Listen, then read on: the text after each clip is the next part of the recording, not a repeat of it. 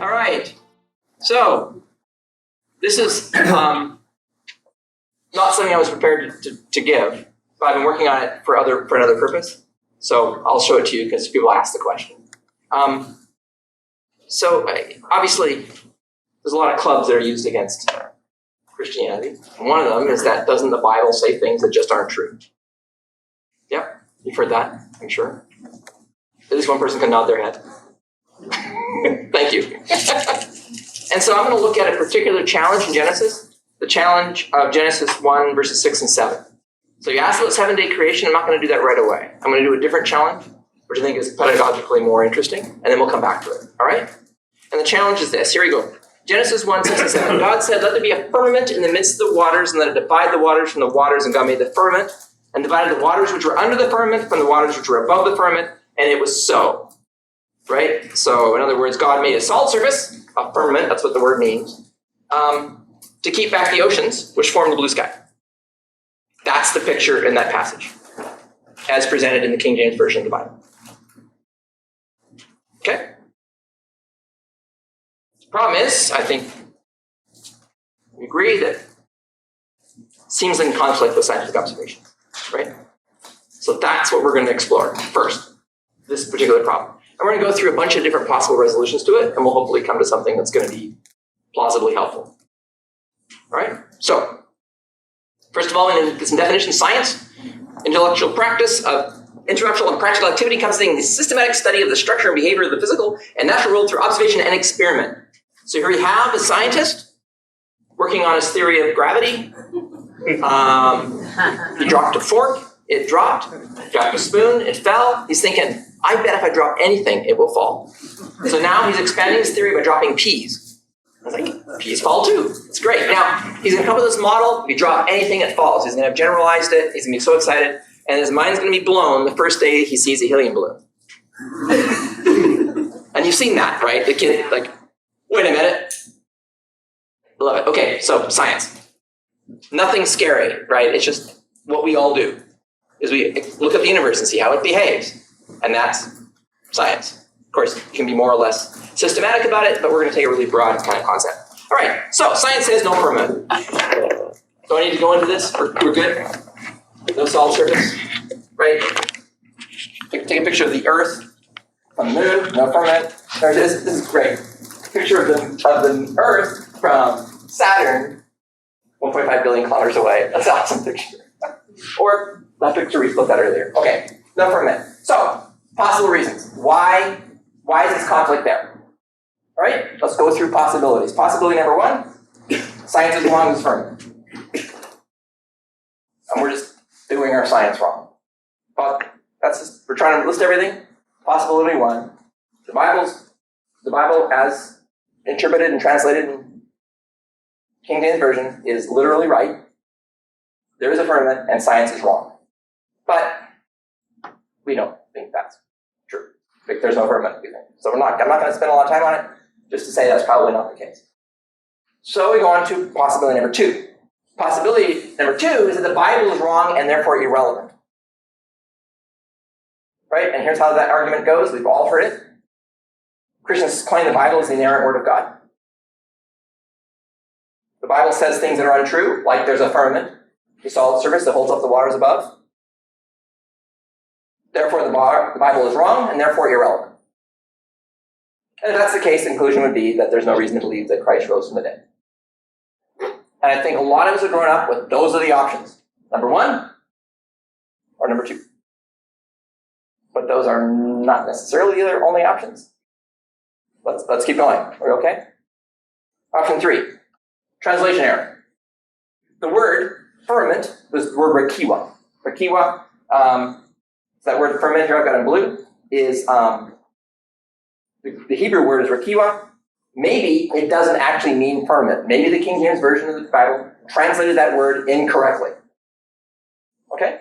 And of course, so if you look at a modern translation, like the NET, the NIV, the ESV, mostly the modern translations, this is how they translate that passage. They replace firmament with expanse. And now when you read it, it doesn't sound so scary. Oh, there's an expanse. Yeah, and the water's above, you can brush over that, you're maybe okay. Right? So the question then is this correct? Which was right? The King James Version of the Bible or the more modern translations? So let's try and explore that. This is the part that my wife was concerned about, but I checked it out with one of the Old Testament profs today at Trinity. And he's like, no, you're absolutely right. So at least one person who studies this says I'm not wrong, even though I'm like this. What does traditional lexicon say? Lexicon is the dictionary between Hebrew and English. And it says that the word rakiwa is an extended surface, solid, expansive firmament, or vault of heaven, supporting the waters above, considered by the Hebrews as solid and supporting the waters above. In other words, the traditional lexicon says what the King James Version of the Bible says. So that's what we're asking. Is that right? Is this lexicon right or is it wrong? So what are some arguments? First argument in favor of the traditional lexicon is linguistic. The verb root of the word rakiwa is raka, which means to beat out or overlay like a copper cladding. Right? So the guy is rocketing there, batting out, banging out copper to make a sheet. So that's used all over the Bible for, making copper bowls and laying things. It's a word that means that, raka. It's the root word for rakiwa. In other words, if you raka, you make a rakiwa. So it seems like that it means, like the traditional lexicon wasn't just blowing smoke when they said it means a solid surface. But, maybe that, words drift. Maybe that's not right. So argument number 2, other biblical uses. The word is used a few times in the Bible. It's used in Genesis chapter 1 to talk about the solid surface, or about the firmament, or the expanse. It's also used in Psalms, where it refers to either the sky or the firmament. It's unclear. And then it's used in Ezekiel, which is a prophetic scene where Ezekiel is visiting the temple of God. And it says in the King James Version, the likeness of the firmament upon the heads of the living creatures was as of the color of terrible crystal, stretched forth over their heads above. Well, it's a thing going over their heads, which is the color of terrible crystal. In other words, it's describing some sort of dome over the heavenly throne. If you read this in the ESV or the NIV, they replace firmament with expanse, but then you have expanse, the color of terrible crystal, and it's hard to understand what they're talking about. So I actually think, argument number 2, that no, rakiwa really meant a solid surface, a dome. Also, if we look in Genesis, just after the passage in Genesis, we're talking about the flood, and they have, when the flood comes, there's these floodgates that get opened in the rakiwa, where the water comes down, which is again presenting this original picture that yes, it's a solid surface. It's holding up the waters above. Argument number 3, what did the other nations at the time believe? What was the going theory about the sky? Let's look at let's go to this one here. This is a thing to an Egyptian tomb. You can't really see it there, so here's a redrawing of it so we can see it. Okay, this right here is the god Nut, or the goddess Nut, who's the firmament. And she is holding up the waters above, where the sun and the moon are sailing across the waters above. And then here's the god of the air and the god of the earth. And you see this all over Egyptian tombs and stuff. This picture of the god Nut being the sky, being this firmament, holding up the waters above. This is what the picture was at the time. This is what the best science of the day said.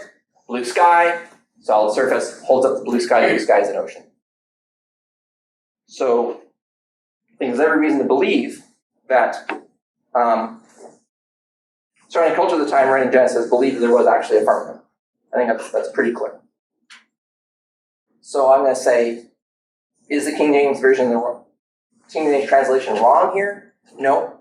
The translation is right. It means firmament, a solid surface. But that's the third approach you can take to how to resolve this problem. The first one was, no, there's a firmament. Number 2 is, no, there isn't, and the Bible's therefore irrelevant. The third is, no, it's just we translated it wrong. They didn't mean a firmament. I think they did. This, in fact, if you look at the Old Testament scholars claim, this is the picture of the earth, the cosmology of the earth, that is described in the Old Testament throughout it. The idea of the firmament and the sky and the sun and the stars move on the firmament, and there's, this is the kind of the picture they have. And when you start reading the Old Testament poetry and things, you'll start seeing this picture, right? This is how they viewed the universe. So, fourth option. Well, maybe it has a hidden meaning. Maybe we need to understand it in a different way, like there's some hidden way, right? So it's literally true when looked at from a certain point of view, right? This is a quote from Star Wars, in case you're wondering. I'm pretty good at that. Fine. Okay, get what I'm saying. All right. So, what do I mean by this hidden view? I'm making stuff up here. Like I'm just fishing, right? So this is not. I've never actually heard of this particular. Well, I've heard things like this particular model, but maybe there's a thick cloud layer under the water clouds that are holding the water clouds up because of some thermal and temperature inversion, and it's keeping it from raining, and maybe even it's the color of copper because it's sulfur or something, I don't know. And maybe that's what happened in the early days. And so the writer described it as a firmament because it was the best way to write down what he saw, even though, so it meant some other thing that isn't what we were saying it meant, but it's literally true if you understand the secret of what it meant, right? You know what I'm saying? Right, so let's think, what are some of the implications of this method? The first of all, you can't know what it means until you understand the science, right? Because the meaning is hidden. You can't understand it until you know what the science is. And then you can say, that's what it's talking about, right? So you can apply it to other passages of the Bible, but the idea here is that you can't understand the text until you understand the science. And then you understand what it means, okay? And it also means, obviously, we're doing this. We don't doubt the science. We're not saying there's a firmament. No, there's no firmament. That's fine. There's some other science going on. We're going to figure it out, and then we'll understand the text. The other implication is God must have some unknown reason to hide the meaning. Right, so for some reason, God's hiding what he means. We don't know why. Of course, the meaning is still hidden, which tells me that the meaning must not be important. Which is, maybe this is right, but it seems not very satisfying. Right? So we tracking these kind of approaches to the problem? We're not done yet. We're saying, come on, something better, please. but I think I've heard all of these examples used in various things, right? And I'm trying not to paint them. I know you can tell what I think, but I hope I've not been completely unfair to the ideas. The fifth would be to claim that Genesis 1 is using science as a tool. What I mean is in other words, uses the science of the time. For example, everybody knew there was a firmament. Right? You go to ancient school and you learn, and then there's the firmament and the god nut holds up the waters above and the sun and the moon are sailing in boats across them. Okay, great. Right? Uses the science of the time, the theoretical framework of the time. For example, everybody knew there was a firmament. To explain spiritual truths. To explain spiritual truths, not to prove them, but to explain them.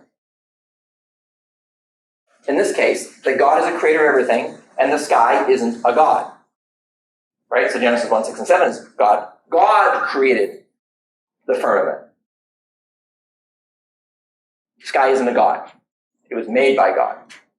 And the framework, the writer is using the contemporary science of the day as a framework to explain the fact, the eternal fact that doesn't change, which is that God created it. Okay? Do you see how the picture works? It's not about science. That's not the purpose. That's not the point. It's not intended to support any particular scientific model. Now, I don't want to be disingenuous and say that the writer didn't believe in a firmament. They almost certainly did. All the evidence is that everybody believed in firmaments in those days. But that wasn't the point the writer was trying to make.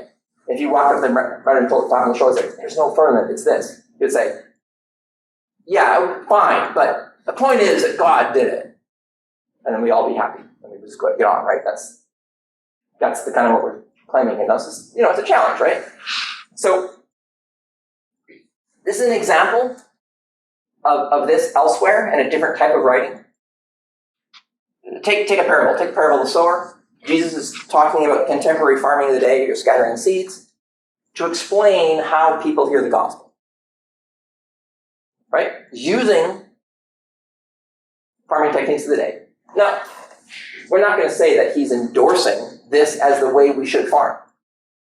It's like, well, this is how you should farm if you're a believer. You should just scatter the seed. You shouldn't use air seeders. That's not the point. Right? Now, of course, we never thought it was. I'm just using this as to help you understand what I'm talking about. Right? So the writer is using science at the time to explain the spiritual truth. It may even be the science he believes, but it's to explain the spiritual truth, not to explain the science. The science is assumed. And if science turns out not to be true, that's fine. Okay? You get where we're kind of coming here? A little bit tricky and a little bit scary. So, what does it teach us? It teaches us that God is the creator. That's the point of Genesis 1. God is the creator. God says, and God said, let there be, and God said, let there be. God is the creator. He's in complete sovereign control. Everything happens because he said so. It teaches that the universe came into be according to his will. That's how the reason the universe is the way it is because he wanted it to be that way. That it was good. It's not amoral, it's not pointless, it's not purposeless, it's good. It is the way it is because he said so, he wanted it that way, it was by his will. That's the point of Genesis 1. And of course, also, that the contemporary religions said this, that, and the other thing are gods is not true. The writer is claiming, that's not a God, it's created by God. That's not a God, it's created by God. That's not a God, it's created by God. The author uses science as a framework for these teachings. Science. Right? The thing that everybody knew. So, it doesn't endorse it, he assumes it. So, implications. First of all, scientific conclusions cannot be drawn from Genesis 1, 6, and 7. We don't go to that passage to find out whether or not there's a certain firmament. We go to that passage to find out why is the sky the way it is. Because God says so. Okay? Understanding Genesis 1, 6, and 7 is not improved by better understanding of the science. We don't transform our understanding. Oh, now that we know there's no firmament, now we understand the passage. I feel bad for Augustine who didn't get it. No. Right? Augustine understood just as well as we do what the point was, which was that the sky is not a God. God made the sky. Our understanding of the text is not improved by science. And the message is not modified by scientific discoveries. If we find out something new about how the sky works, we don't change the message that was intended by the text. It's independent of that. And of course, the validity of the Bible is not challenged by scientific discoveries. Because that's not what the Bible's trying to do. The Bible's trying to tell us about God, not about the universe. We want to learn about the universe, go look at it. And assuming we already did. Okay? Kind of get the picture here. So, 5 possibilities to review. Science is wrong, there's a firmament. Possibility 2, the Bible's wrong and irrelevant. Possibility 3, translation error. Possibility 4, hidden meaning. And finally, possibility 5, the passage is just using science as a tool. And I think it's pretty clear, that's the one I like. Okay? So now we can generalize it. Rather than saying just, this is about this one particular pair of verses, we can generalize it to the Bible as a whole. Instead of saying Genesis 1, 6, and 7, we can say, the Bible, there are conflicts between the Bible and scientific observations. And in each case, the 5 examples still exist. And let's look and see what happens if we take the 5th as the interpretation, with some various situations where we might think there's conflict between the Bible and science. And of course, the biggest one is, well, the most popular one nowadays, is seventh-day creation. The author uses ancient scientific views to teach us that God is the creator of all things, the universe is intentional and good, ancient gods are not gods but are created things. The more recent discovery that the Earth is 4.5 billion years old does not change these things. The point of the text is unimpacted by scientific discoveries. God is sovereign, it's his universe, it is the way it is because he wanted it to be. Learning the age of the universe does not change that. Okay? We can apply it to evolution. Right? Genesis chapter 1 and 2 teaches that God created all of the animals and humankind. He's responsible for it. Why are parrots the way they are? Because God wanted them to be. recent discoveries about genetics and evolution, about the history of how God made parrots, doesn't change the understanding that God made parrots. Right? We say that, God created me. The fact that I have a mom doesn't say, oh no, God didn't create you, you were born. No, God, He's sovereign. He made me. That's how He did it. Right? Same thing here with evolution. Our understanding, our recent discoveries about genetics and evolution stuff doesn't change the fact that parrots are the way they are because God wanted them to be, and that was a good thing. Okay? So that's kind of how I've come to understand this.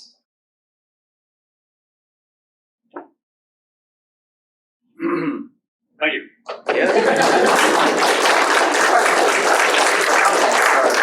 Well, I don't know how long you want to go with questions and all that, but you're going to give a talk for at some point. I agree with you totally. Okay. But St. Augustine, you mentioned, Yeah. already said it. Yeah. Calvin said it. Yeah. It's not new. Why is this so new to many people, or strange to many Why are you asking me all these hard questions? I just find it so frustrating. I'm not a that sociologist. there's such a large segment of the Yeah. Christian community that still reads these texts as though they contain scientific textbook information. Yes. Which is silly. Well, it's not. I just I can't grasp it. I can't answer. Yes. Anything else? Anyone else? I noticed you footnoted Hugh Ross on one of those slides. Yeah. I've heard him a few times and listened to him a little bit. He argues in favor of a hidden meaning. View of 6-7 days. He says, well, if you, from the right point of view, it all is literally true. And you can't know what the literal truth is until after you've learned the science. And once you have, then you can say, oh, look at that. From this perspective, from the right point of view, then it's literally true. You've studied that, and that's not where you come out. Not at all. Not from the text. I don't see it in the text. But it's not dumb. I just don't agree. But again, like I say, in most cases, the science is perfectly fine. Right? The science is right. There's no argument. Don't you think sometimes, though, we have to be astute and not just have blind faith that everything science is saying to really understand there's sometimes perspectives. I'm not really thinking about Genesis as much, but other things we just need to be wise and realize that possibly some people's theories are influenced by their worldviews. Absolutely. So you're thinking from the point of view of psychology, for example, where there's theories that come and go, and some of them are intended to be anti-religious. Yeah, or even people, because their starting point is non-theistic, then they're going to have a skewed view. Let me try this. Modern neuroscience claims that in principle, everything you feel, experience, will, do, has at very least a manifestation or a cause, unclear which, cause and effects, cause, in your brain. And I can go and I can modify your brain and change how you experience things differently. Like your soul is emergent from your brain, is the way they would say. Okay? The science, I don't from that conclude, I guess I don't have a soul. Because my soul is the only thing in the universe I know actually exists, right? Mr. Descartes claim, and I'm going to go with him on that one. So the spiritual reality isn't modified by understanding that there's this connection between my brain and my soul, at least while I'm alive. So the teaching is still there, and that didn't get modified. The teaching of the scripture about Christ and walking in the Spirit and all these things are still there. Just that we would now say, and actually, there's a physical manifestation. You can actually somehow measure the impact of the Holy Spirit on my brain. Well, if I'm a changed person, then I guess. Okay. Whole people. Because we're a whole. So I think that science can be wrong. It's been wrong before, it'll be wrong again. I guess that's what I'm And the point is, it's possible. oh yeah, absolutely. and changing scientific understandings don't change the message of the scripture. Right? The earth being flat is not the message of the scripture. They assumed it was. The message of the scripture is that God is creator of the earth. And so, as theories come and go, that's fine. Let them come and go. That's not the point. The point is God's sovereignty.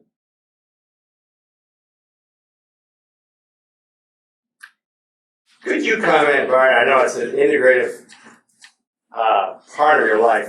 Colossians 3, He is before all things, 1:17, and in him all things hold together. yes. Yeah. Sure. Let's see. Let me. Amy has some keys. Do you have some keys?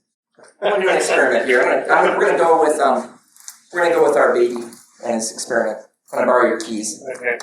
I can just do imaginary. I've got a pen. That'll work fine. Okay, you guys ready? Here you go. Experiment. Watch it. Okay, what just happened? Pen fell. Why? What's gravity?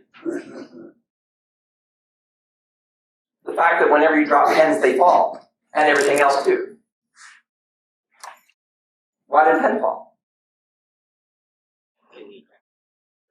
Shakespearean sonnets. They have a rhyme. A-D-D-A, or something like that, right? And a pen hammer, right? So, you have a word that rhymes with two, and then you have two, and then 2 lines later you have a word that rhymes with two. Why did the word 2 lines later rhyme with two? Because Shakespeare wrote it. Because of the rules. Right? So you can say, well, Shakespearean poetry, we understand the rhyme, the meter, the laws of Shakespearean poetry. We don't need to invoke Shakespeare. Because why do these rhyme that way? Because it's the laws of Shakespearean poetry. Why do we need a writer for that? We have all the laws. Why did the pen fall? Because God chooses to use that rhyme and meter. Why did the pen fall? Act of sovereign will of God. He is before all things, and in him all things hold together. The pen continues to exist, the pen falls because of God's sovereign will. We often think in this deist kind of view that, God created the universe way a long time ago, set it going, and wandered off, and he's been, kind of doing other stuff. No. The universe holds together, continues to function. Everything that happens according to his sovereign will, including the falling of that pen. The pen did not fall because of gravity, any more than 2 rhymes with new. It happened because of the laws of poetry. The pen fell because it's act of sovereign will of God. He wanted it to, and so it did. This time, like next time. And that is all. I'm going to go home.